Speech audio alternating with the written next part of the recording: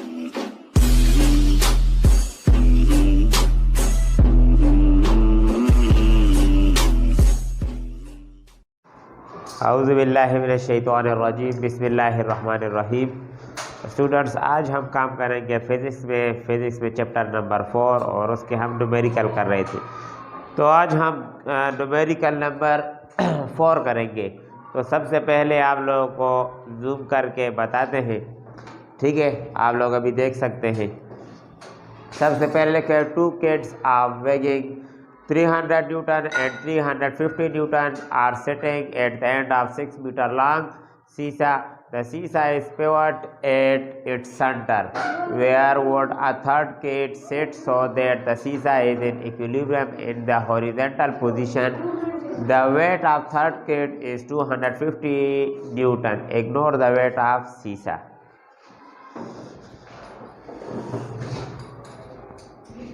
तो सबसे पहले स्टूडेंट, तो सबसे पहले हम इस सवाल को एक्सप्लेन करते हैं कि सवाल में क्या कह रहे हैं। सवाल में ये कह रहे हैं कि एक शीशा है। तो सबसे पहले शीशा क्या चीज़ है? ये एक डिवाइस है, ठीक है, यानी एक आला है, इस किस्म का झूला है। तो इस पे क्या करते हैं बच्चे? इस पे झूले खाते हैं, ठीक है। इस किस्म का होता है तकरीबन।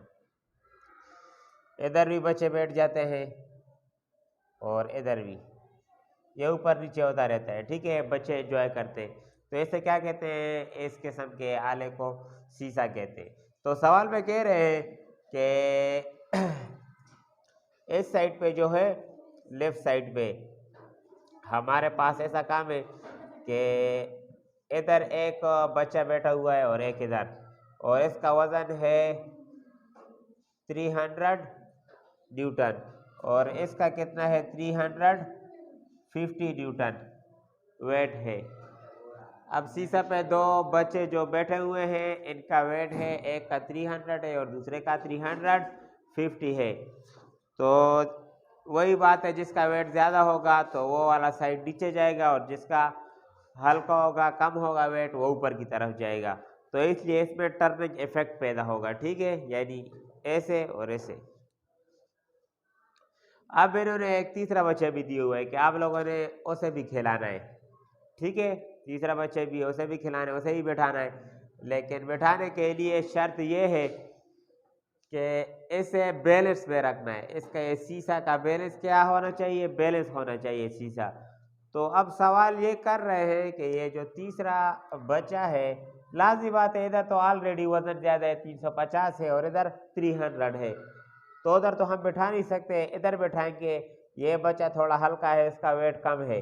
तो इसलिए अगर हम इस बच्चे को बैठाएं, इस पिवट की कितनी दूरी पे बैठाएं कि इनका बैलेंस बराबर हो जाए।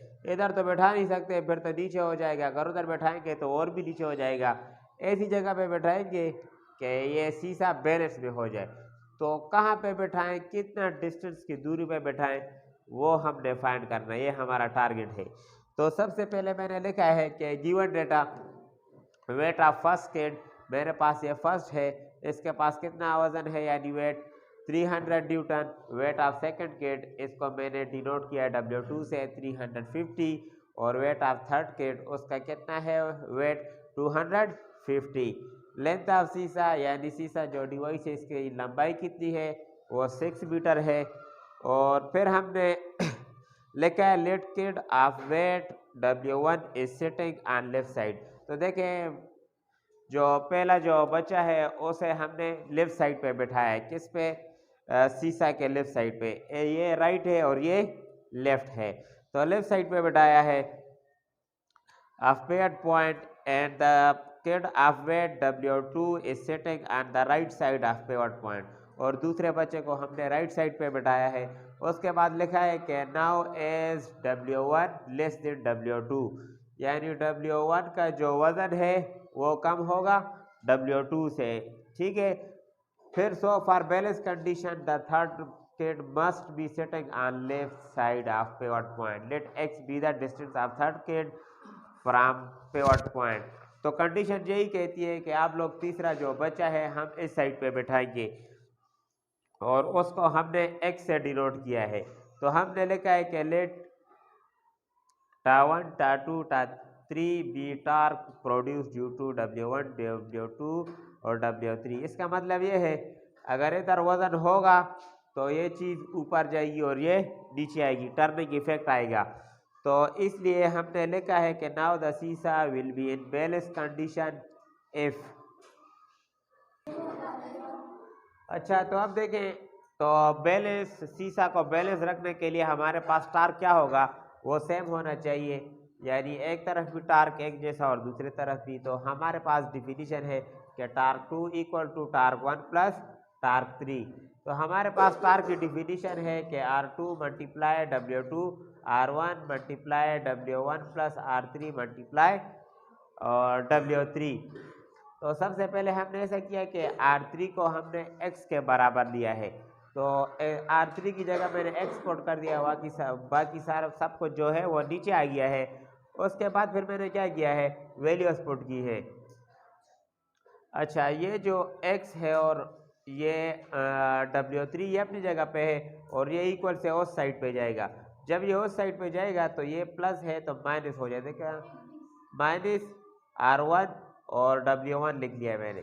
अब मुझे x फाइंड करना है, तो इसलिए सब में मैं क्या करूँगा, वैल्यूज पुट करूँगा।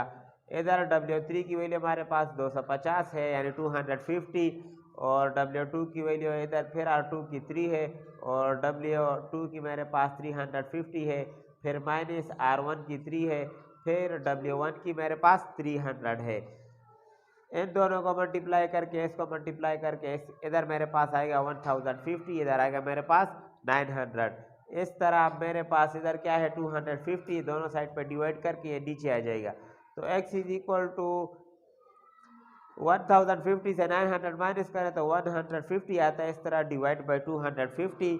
आप लोग 150 को 250 पे डिवाइड करेंगे तो आप लोगों के पास आएगा 0.6 मीटर, यानी x is equal to 0.6 metre. ये हमारा था आंसर।